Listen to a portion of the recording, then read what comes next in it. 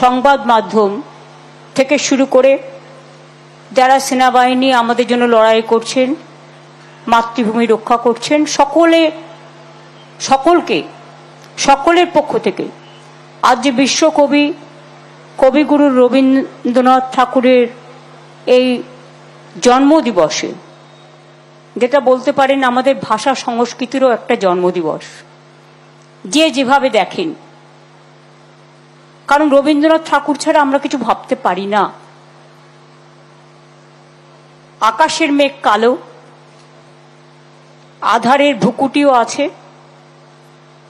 তাই সময় নষ্ট না করে একথা নিশ্চয়ই বলবো, আমাদের সকাল, আমাদের বিকেল, আমাদের সন্ধ্যা, আমাদের নিশীথ রাত, আমাদের দুর্যোগ, আমাদের দুর্ভোগ, আমাদের আনন্দ, আমাদের দুঃখ, আমাদের স্মৃতি, আমাদের স্মরণী, সবকিছুকে কেন্দ্র করে আমরা বিশ্বকবির কাছ থেকে কিছু না কিছু সব সময় শিক্ষা পাই, যা থেকে আমরা নিজেরা আমাদের আইকন হিসেবে আমরা এই সমাজকে যতটুকু কন্ট্রিবিউট করতে পারি, তাদের থেকে এটা আমাদের শেখা।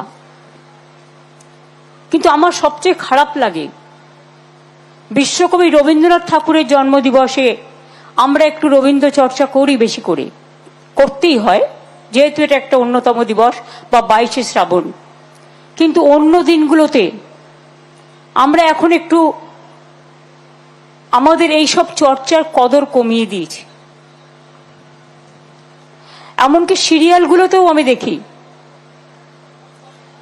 প্রত্যেকটা রাজ্যে তার নিজস্ব সংস্কৃতি, ভাষা আছে, সবকিছুই হোক, কিন্তু নিজের রাজ্যে নিজের সংস্কৃতি, নিজের ভাষা, নিজের ঐতিহ্য, সবাইকে মিলিয়ে চলা, সবাইকে সম্মান দেয়া, এটাকে যেন একদিন নয়, বছরের প্রতিটা দিন, প্রতি মুহূর্তে যেন এটাকে আমরা আপন করে নিই।